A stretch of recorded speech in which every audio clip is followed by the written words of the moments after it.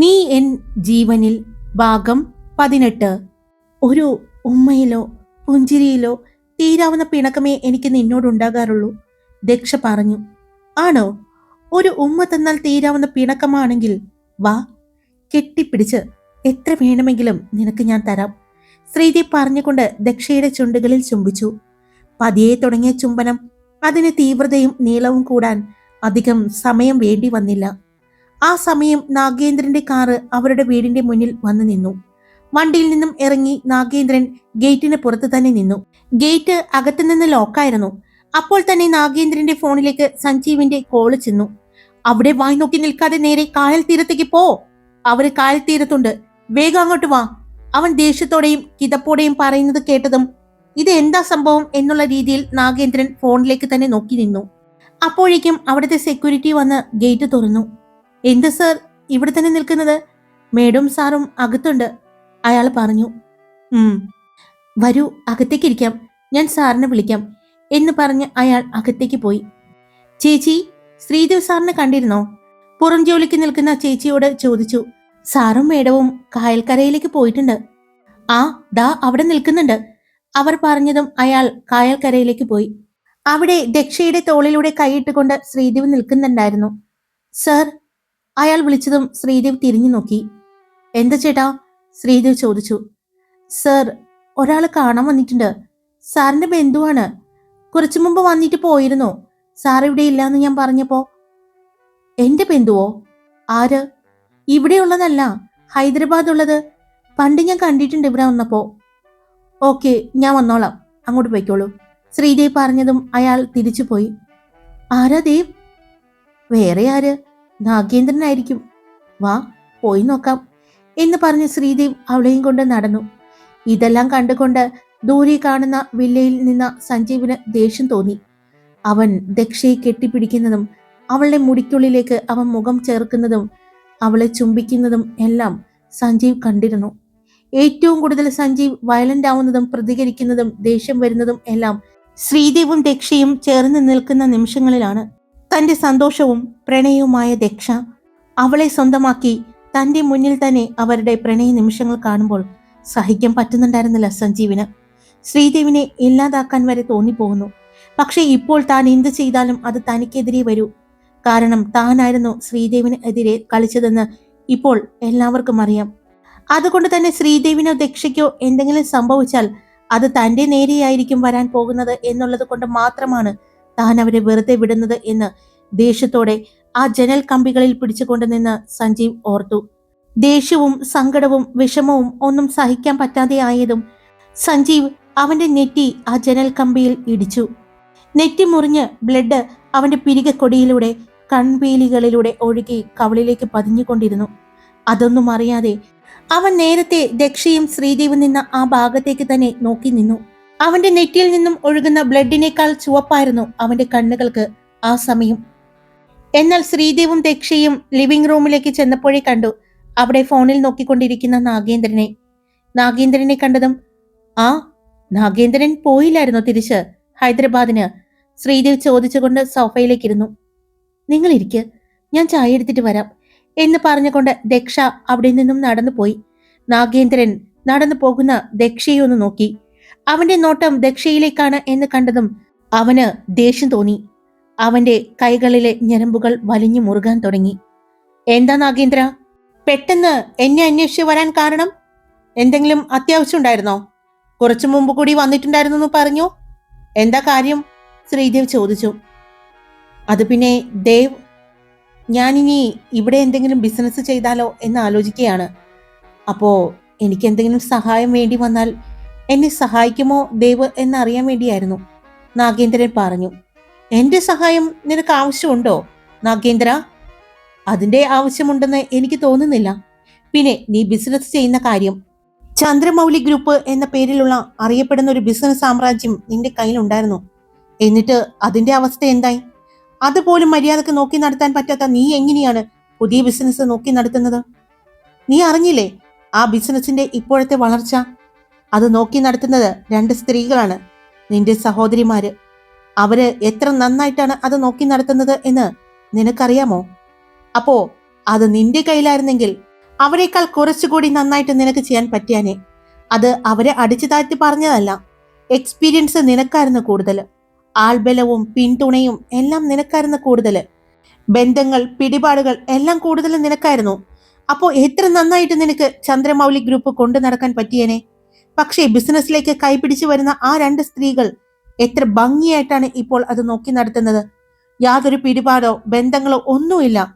അവരുടെ കഴിവ് കൊണ്ട് മാത്രം ഉയർച്ചയിലേക്ക് വരികയാണ് ചന്ദ്രമൗലി ഗ്രൂപ്പ്. അങ്ങനെയുള്ളപ്പോ നീ എങ്ങനെയാണ് ഇനി പുതിയതായിട്ട് ഒരു ബിസിനസ് തുടങ്ങി വരുന്നത്? ഞാൻ പറഞ്ഞതേ ഉള്ളൂ, നിന്നെ നിരുത്സാഹപ്പെടുത്തിയതല്ല. പക്ഷേ അതിന്റെ ആവശ്യമുണ്ടോ എന്ന് നീ ഒന്നുകൂടി ആലോചിക്കേണ്ടിയിരിക്കുന്നു എന്ന് മാത്രം ഞാൻ പറയുന്നു. ഇനി അതിനു കൂടി കാശ് കൊണ്ടുപോയി കളയേണ്ട ആവശ്യമില്ല എന്നാണ് എൻ്റെ പേഴ്സണൽ അഭിപ്രായം. പിന്നെ കാശ് ചെലവാക്കാൻ ആളുണ്ടെങ്കിൽ ഓക്കെ, നിന്റെ ഇഷ്ടം, ശ്രീദേവ് പറഞ്ഞു. അപ്പോഴേക്കും ദക്ഷ അവന് കുടിക്കാനുള്ളതുമായിട്ട് വന്നു. അവന്റെ നേരെ നീട്ടുമ്പോൾ അവൻ ദക്ഷയെ ഒന്ന് നോക്കാൻ മറന്നില്ല. എന്നാൽ ശ്രീദേവ് അത് കണ്ടതും, ദക്ഷ, കിച്ചണിൽ വെച്ചിരിക്കുന്ന ഫുഡെല്ലാം ഒന്ന് അറേഞ്ച് ചെയ്ത് വെക്ക്, ശ്രീദേവ് പറഞ്ഞതും ശരി എന്ന് പറഞ്ഞുകൊണ്ട് അവൾ കിച്ചണിലേക്ക് പോയി. ശ്രീദേവിന് നാഗേന്ദ്രന്റെ നോട്ടമൊന്നും ഒട്ടും ഇഷ്ടപ്പെടുന്നുണ്ടായിരുന്നില്ല. പക്ഷേ വീട്ടിൽ വന്ന് കയറിയ ആളോട് എങ്ങനെയാണ് ഇറങ്ങിപ്പോകാൻ പറയുക എന്ന ഒരു ബുദ്ധിമുട്ടിലായിരുന്നു ശ്രീദേവ്. എന്നാൽ ആ സമയം തന്നെയാണ് വിശ്വവും റോയും ശങ്കറും സായുജും മീനാക്ഷിയും ശരണ്യടക്കം എല്ലാവരും അങ്ങോട്ട് വന്നത്. ദേവ്, എന്തായി എന്ന് ചോദിച്ചുകൊണ്ട് അകത്തേക്ക് കയറിയ വിശ്വം നാഗേന്ദ്രനെ അവിടെ കണ്ടതും, നാഗേന്ദ്രൻ, താൻ തിരിച്ചു പോയില്ലായിരുന്നോ അല്ലേ? വിശ്വം ചോദിച്ചുകൊണ്ട് ശ്രീദേവിന്റെ അടുത്ത് വന്നിരുന്നു. കൂടെ റോയും ശങ്കറും എല്ലാവരും ഇരുന്നു. നിങ്ങള് കിച്ചണിലേക്ക് ചെല്ല്, അവിടെയുണ്ട് ദക്ഷ, ശ്രീദേവി പറഞ്ഞതും എല്ലാവരും കിച്ചണിലേക്ക് പോയി. സായുജും അഥർവും അടുത്തുള്ള മറ്റൊരു സോഫയിലായിട്ട് ഇരുന്നു. അവരെല്ലാവരും വന്നതും നാഗേന്ദ്രന് എങ്ങനെയെങ്കിലും അവിടെ നിന്നും പോയാൽ മതിയെന്നായി. ഞാനെന്നാ ഇറങ്ങട്ടെ ശ്രീദേവ്, നമുക്ക് പിന്നെ കാണാം. ഞാൻ പറഞ്ഞല്ലോ, ഇനിയിപ്പോ തിരിച്ച് ഹൈദരാബാദിന് ചെന്നിട്ട് പ്രത്യേകിച്ച് കാര്യങ്ങളൊന്നുമില്ല. അതുകൊണ്ട് ഇവിടെ തന്നെ തൽക്കാലം നിൽക്കാമെന്ന് ഞാൻ കരുതുന്നു. എനിക്ക് പുതിയൊരു വീടോ ഒരു ഫ്ലാറ്റോ കിട്ടുന്നത് വരെ ഞാൻ ശ്രീദേവിന്റെ ഹോട്ടലിലാണ് താമസിക്കുന്നത്. അതിനുള്ളൊരു പെർമിഷൻ എനിക്ക് ദേവ് തരണം, നാഗേന്ദ്രൻ പറഞ്ഞു. കുഴപ്പമില്ല, ഞാൻ വിളിച്ചു പറഞ്ഞോളാം. കൂടെ അങ്കിളും ഇല്ലേ? ശ്രീദേവ് ചോദിച്ചു. ആ, അച്ഛനും ഉണ്ട്. എന്നാ ശരി, ചെല്ല്, ശ്രീദേവ് പറഞ്ഞതും നാഗേന്ദ്രൻ അവിടെ ഇരിക്കുന്ന എല്ലാവരെയും നോക്കിക്കൊണ്ട് പുറത്തേക്കിറങ്ങി. അവന് ദേഷ്യത്തോടെ പല്ല് കടിച്ചുകൊണ്ടാണ് അവൻ ഇറങ്ങുന്നത്. എല്ലാവരുടെയും മുന്നിൽ ശ്രീദേവ് തന്നെ അപമാനിച്ചതുപോലെയാണ് ആ സമയം നാഗേന്ദ്രന് തോന്നിയത്. അവൻ പുറത്തേക്കിറങ്ങി ഫോൺ എടുത്ത് സഞ്ജീവിനെ വിളിച്ചു. സഞ്ജീവ്, ഇവിടെ എല്ലാവരും എത്തിയിട്ടുണ്ട്. നീ പറയാതെ തന്നെ അതെനിക്കറിയാം. അത്രയും പറഞ്ഞ് സഞ്ജീവ് ഫോൺ കട്ട് ചെയ്തു. ഇവൻ വല്ല സൈക്കോയാണോ? നാഗേന്ദ്രൻ മനസ്സിൽ ഓർത്തുകൊണ്ട് കാറിലേക്ക് കയറി. കാറിൽ കയറുന്നതിന് മുമ്പ് തിരിഞ്ഞ് ശ്രീദേവിന്റെ വീട്ടിലേക്ക് നോക്കാനും അവൻ മറന്നില്ല. എല്ലാം കൂടി വന്നിട്ടുണ്ട്, എന്തോ പരിപാടി പ്ലാൻ ചെയ്തിട്ടുണ്ട്. സഞ്ജീവ് പറഞ്ഞതുപോലെ എവിടെ യാത്ര പോവാണെന്ന് തോന്നുന്നു. ഇവരെ ഫോളോ ചെയ്താൽ അറിയാൻ പറ്റും എങ്ങോട്ടാണെന്ന്. സഞ്ജീവ് തനിക്ക് തന്നിരിക്കുന്ന ടാസ്ക് അതാണ്, അവരെവിടെയാണ് പോകുന്നത് എന്ന് കണ്ടുപിടിക്കുക. ഇവരെക്കുറിച്ചുള്ള ഡീറ്റെയിൽസ് കൊടുത്താൽ മാത്രമേ സഞ്ജീവിന് തന്നോടൊരു വിശ്വാസം ഉണ്ടാകൂ. ആ വിശ്വാസം ഉണ്ടായാൽ മാത്രമേ തനിക്ക് അവൻ്റെ കൂടെ നിൽക്കാൻ പറ്റൂ. നാഗേന്ദ്രൻ മനസ്സിൽ ഓർത്തുകൊണ്ട് കാറിലേക്ക് കയറി. എന്താ ദേവ്, പെട്ടെന്നൊരു വിസിറ്റ്? പെട്ടെന്നൊന്നും അല്ല, ചിലപ്പോ സഞ്ജീവിന്റെ ചാരപ്പണി ചെയ്യാൻ വന്നതായിരിക്കും, ശ്രീദേവ് പറഞ്ഞു. ഓ, അത് ശരിയാണല്ലോ, ഞാനത് മറന്നിരിക്കുകയായിരുന്നു. അപ്പോ ഇന്ന് നമ്മൾ എവിടെയെങ്കിലും പോകുന്നുണ്ടെന്ന് അറിഞ്ഞിട്ടുള്ള വരവാണോ? ആയിരിക്കാം, അല്ലായിരിക്കാം, ഒന്നും അറിയില്ല. എന്തായാലും നമ്മൾ പ്ലാൻ ചെയ്ത യാത്ര നമ്മൾ മാറ്റുന്നില്ല. നമ്മൾ പോകാൻ തന്നെ തീരുമാനിച്ചിരിക്കുകയല്ലേ, ശ്രീദേവ് പറഞ്ഞു. അതെ ദേവ്, വണ്ടി ഞാൻ അറേഞ്ച് ചെയ്തിട്ടുണ്ട്, വിശ്വം പറഞ്ഞു. പിന്നീട് അവർ പോകുന്ന കാര്യങ്ങളും ഷൂട്ടിങ്ങിന്റെ കാര്യങ്ങളും ബിസിനസ് കാര്യങ്ങളും സംസാരിച്ചുകൊണ്ട് നിൽക്കുമ്പോൾ കിച്ചണിൽ പെണ്ണുങ്ങളെല്ലാം ദേവ് കൊണ്ടുവന്ന ഭക്ഷണമെല്ലാം പകർത്തുന്ന തിരക്കിലായിരുന്നു. എല്ലാം പകർത്തി വെക്കുമ്പോൾ അതിനിടയ്ക്ക് എടുത്ത് കഴിക്കുന്നുമുണ്ട്. അതെ, പോകുമ്പോ എന്തെങ്കിലും കഴിക്കാൻ കൊണ്ടുപോണ്ടേ? ശരണ്യ ചോദിച്ചു. എപ്പോ? ഇവിടുന്ന് പോകുന്നത് രാത്രിയല്ലേ, അപ്പോ എന്തിനാ കഴിക്കാൻ കൊണ്ടുപോകുന്നത്? ഭാനു ചോദിച്ചു. വിശക്കില്ലേ? നമ്മൾ എന്തായാലും ഉറങ്ങിയില്ലല്ലോ, ഉറങ്ങിയില്ലെങ്കിൽ എനിക്ക് അപ്പ വിശക്കും. അപ്പൊ എന്തെങ്കിലും കഴിക്കണ്ടേ? ഏട്ടത്തി, എന്തെങ്കിലും കഴിക്കാനുണ്ടെങ്കിൽ എടുത്തു വെക്കണേ. കഴിക്കാൻ ഇവിടെ സ്നാക്സ് ഒന്നും ഇരിക്കുന്നില്ല. അത് വേണമെങ്കിൽ നമുക്ക് പോകുന്ന വഴിക്ക് മേടിക്കാം. 9 മണിയോട് കൂടി ഇറങ്ങാന്നല്ലേ പറഞ്ഞത്? അപ്പൊ എന്തായാലും കടയൊന്നും അടച്ചിട്ടുണ്ടാവില്ല. നമുക്ക് പോകുന്ന വഴിക്ക് വാങ്ങാം, ദക്ഷ പറഞ്ഞു. എന്റെ ദക്ഷ, നീ അല്ലാതെ ഇവളുടെ കാര്യങ്ങൾക്ക് ഇങ്ങനെ കൂട്ടി നിൽക്കോ? ഇവളിങ്ങനെ ഓരോ ഭ്രാന്ത് പറയാനും അത് കേട്ട് വാങ്ങിക്കൊടുക്കാൻ നീയും. ബാനു വഴക്ക് പറഞ്ഞു. ദേ, എന്റെ ഏട്ടത്തിയാ. ഏട്ടത്തിയെ എനിക്കാ വാങ്ങിത്തരുന്നത്, കേട്ടല്ലോ. ഇനി അതിൽ നിന്നും കൈയിട്ട് വാരാനെങ്ങാനും വന്നാ അപ്പൊ ഞാൻ കാണിച്ചു തരാം, ശരണ്യ പറഞ്ഞു. ഏട്ടത്തി, ഏട്ടത്തി കാണാൻ സൂപ്പർ ആയിട്ടുണ്ട് കേട്ടോ, ശരണ്യ പറഞ്ഞതും എല്ലാവരും ദക്ഷയെ നോക്കി. അത് പറഞ്ഞപ്പോഴാ ഞാൻ ഓർക്കായിരുന്നു, ഒരു പ്രത്യേക ഭംഗിയുണ്ട് കേട്ടോ ഈ വേഷത്തിൽ നിന്നെ കാണാൻ. നീ വീട്ടിൽ നിൽക്കുമ്പോ ഇതാണോ ധരിക്കാറ്? ബാനു ചോദിച്ചു. ദേവിന് ഇതാ ഇഷ്ടമെന്ന് പറഞ്ഞ് കല്യാണം കഴിഞ്ഞ സമയത്ത് ബാലരാമപുരത്ത് പോയി വാങ്ങിയതാണ്. എന്തായാലും കൊള്ളാം, ഒരു മലയാളി മങ്ക ടച്ചൊക്കെയുണ്ട്. നിന്നെ അവരൊന്നും കണ്ടിട്ടില്ലല്ലോ. കണ്ടു കഴിഞ്ഞാ ഇനി ഞങ്ങളോടും പറയും ഇതുപോലെ തന്നെ വേഷം ധരിക്കാൻ, സാരംഗി പറഞ്ഞു. അതിനെന്താ, രസമല്ലേ? എപ്പോഴും മോഡേൺ വസ്ത്രം മാത്രം ധരിച്ചാ പോരല്ലോ, ഇതും വേണ്ടേ? ഇങ്ങനെ കാണുമ്പോ പെൺകുട്ടികൾക്കൊക്കെ ഒരു പ്രത്യേക ഭംഗിയല്ലേ, മീനാക്ഷി പറഞ്ഞു. അതെ, ഒരു പ്രത്യേക ചന്തം തന്നെയാണ്. അത് തന്നെയാണ് പല ആണുങ്ങളെയും വഴി തെറ്റിക്കുന്നത്, ബാനു പറഞ്ഞു. എടി മോളെ, വഴി തെറ്റിക്കാൻ ഇതിലും നല്ലത് വേറെ ചിലതാണ്. നൈറ്റ് ഡ്രസ്സ്, നൈറ്റ് ഗൗൺ എന്നൊക്കെ പറഞ്ഞു കിട്ടും. ഇതിലും കുറച്ചുകൂടി ആണുങ്ങളെ വഴി തെറ്റിക്കാൻ നല്ലത് അതാണ്. എന്തായാലും എന്റെ ദക്ഷ കൊച്ച് സുന്ദരിയായിട്ടുണ്ട്. ഇപ്പോ നോക്കിക്കേ, മുല്ലപ്പൂക്ക് ചൂടിയിട്ടുണ്ട്. അയ്യോ, അത് ഞാൻ വാങ്ങിയതല്ല. ദേവ് ഭക്ഷണം മേടിക്കാൻ വേണ്ടി ഹോട്ടലിൽ പോയിട്ടുണ്ടായിരുന്നു. നമ്മുടെ ഹോട്ടലിന്റെ പണി നടക്കാണല്ലോ, അതിന്റെ ഇന്റീരിയർ ഡിസൈനറും എഞ്ചിനീയർമാരും എല്ലാം വന്നിട്ടുണ്ടെന്ന് പറഞ്ഞു പോയതാണ്. പോയിട്ട് തിരിച്ചു വരുമ്പോ വാങ്ങിക്കൊണ്ടുവന്നതാണ്, ദക്ഷ പറഞ്ഞു. ഇവരിവിടെ എപ്പോഴും ഫസ്റ്റ് നൈറ്റ് ആഘോഷിച്ച് അടിപൊളിയാക്കാണെന്ന് തോന്നുന്നു അല്ലേ, ശ്രാവണി പറഞ്ഞു. അതിനും വേണം ഒരു ഭാഗ്യം. അതെന്താ, നമുക്കും പറ്റില്ലേ? നമുക്കും പറ്റും. നമുക്ക് നോക്കി നോക്കാം, കല്യാണം കഴിയുമ്പോ ഇതുപോലെ. എന്തു പറയുന്നു ബാനു, സാരംഗി ചോദിച്ചു. ആ, ഞാൻ റെഡിയാണ്. ഇതാവുമ്പോ കുറച്ച് കാറ്റും വെളിച്ചമൊക്കെ കേറും അല്ലേ ദക്ഷമോളെ? അത് മാത്രല്ല, വേറെ പലതും കൂടി നടക്കും അല്ലേ? അത് പോകുന്നുണ്ടോ? എന്തൊക്കെയാ പറയുന്നത്? ദക്ഷ എല്ലാവരെയും നോക്കി പറഞ്ഞു. ഒന്നുമില്ലെങ്കിലും പ്രായപൂർത്തിയാകാത്ത ഞാനിവിടെ ഇരിക്കുന്ന കാര്യം നിങ്ങൾ മറന്നോ? ഞാനിരിക്കുമ്പോ ഇങ്ങനെയൊക്കെ പറയാവോ?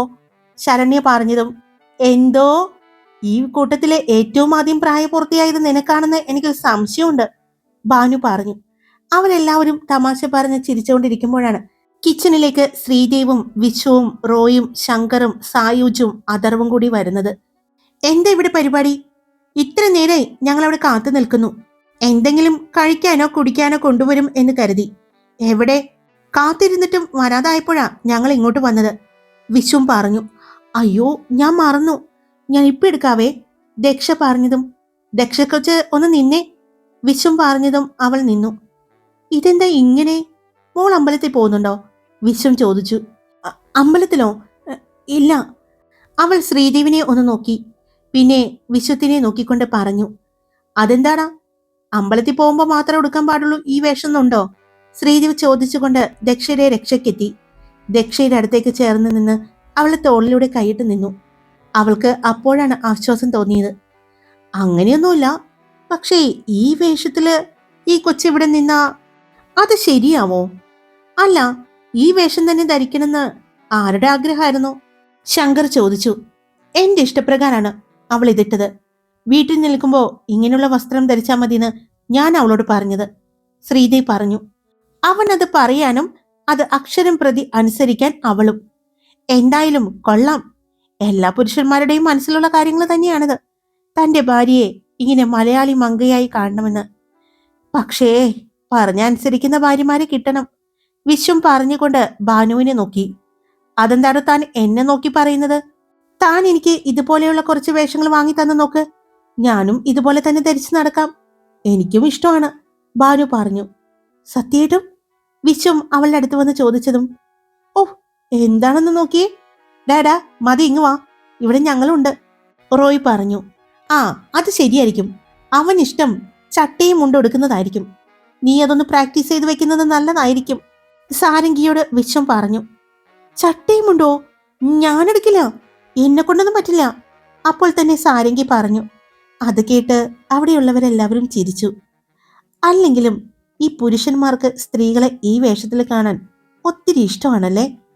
ഈ സെറ്റ് മുണ്ടൊക്കെ എടുത്ത് മുല്ലപ്പൂക്ക് ചൂടി അമ്പലത്തിൽ വരുന്ന എല്ലാ പെൺകുട്ടികളെയും നോക്കാതെ ഒരാണ് പോലും ഉണ്ടാവില്ല അല്ലേ?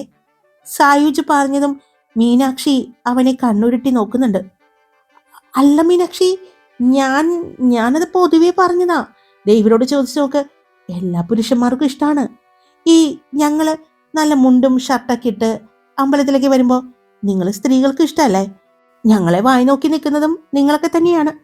സായുജ് പറഞ്ഞു.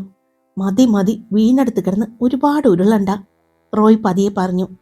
അതെ, ഭക്ഷണമൊക്കെ എടുത്തെങ്കിൽ നമുക്ക് കഴിച്ചാലോ? നേരത്തെ കഴിച്ചാ അത്രയും നല്ലത്, ഇത്രയും ദൂരയാത്രയുള്ളതല്ലേ, വിശ്വം പറഞ്ഞു. അത് ശരിയാ, എന്നെ കഴിക്കാം നമുക്ക്. എന്നല്ല എടുത്തോ, ഡൈനിങ് റൂമിലേക്ക്, ശ്രീദേവ് പറഞ്ഞുകൊണ്ട് ദക്ഷയെ നോക്കി. അവളുടെ അടുത്തേക്ക് നടക്കാൻ പോയതും പെട്ടെന്ന് വിശ്വവും റോയും കൂടി ശ്രീദേവിന്റെ കയ്യിൽ പിടിച്ചു. നീ എങ്ങോട്ടാ? അത് ഞാൻ എൻ്റെ ഭാര്യയെ സഹായിക്കാൻ. അയ്യോ വേണ്ട, നീ ഒരുപാട് സഹായിക്കണ്ട. ഇവിടെ ഇത്രയും പെണ്ണുങ്ങളുണ്ട്, അവരെല്ലാവരും കൂടി നിന്റെ ഭാര്യയെ സഹായിച്ചോളും. ഓനിങ്ങോട്ട് വാ എന്ന് പറഞ്ഞ് അവർ ശ്രീദേവിനെയും വിളിച്ചുകൊണ്ട് പോയി. എല്ലാവരും ഡൈനിങ് റൂമിൽ പോയി ഇരുന്നു. അപ്പോഴേക്കും പെൺകുട്ടികൾ എല്ലാവരും അവർക്കുള്ള ഭക്ഷണവുമായിട്ട് വന്ന് എല്ലാവരുടെ ഒപ്പം ഇരുന്ന് കഴിക്കാൻ തുടങ്ങി. ഇതേ സമയം സഞ്ജീവിന്റെ വില്ലയുടെ മുന്നിൽ ഒരു കാറ് വന്ന് നിന്നു. അതിൽ നിന്നും ഒരു പെൺകുട്ടി ഇറങ്ങി. അവൾ ചെന്ന് സഞ്ജീവിന്റെ വീടിന്റെ കോളിംഗ് ബെൽ അമർത്തി.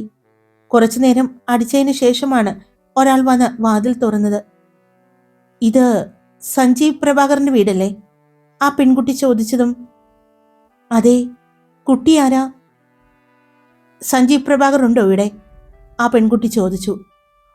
ഉണ്ട്, ഒന്ന് വിളിക്കാമോ? അവൾ ചോദിച്ചു. ആര് വന്നെന്ന് പറയണം? ശ്രീകുട്ടി, ദക്ഷയുടെ ഫ്രണ്ട് ശ്രീകുട്ടി വന്നെന്ന് പറഞ്ഞാൽ മതി, അവൾ പറഞ്ഞുകൊണ്ട് അകത്തേക്ക് കയറി. ആ പേര് കേട്ടതും അയാളൊന്ന് ഞെട്ടി. സഞ്ജീവിന്റെ കാര്യങ്ങൾ എല്ലാം അറിയുന്ന അയാൾ ആ പേര് കേട്ടതും ഒന്ന് ഞെട്ടി.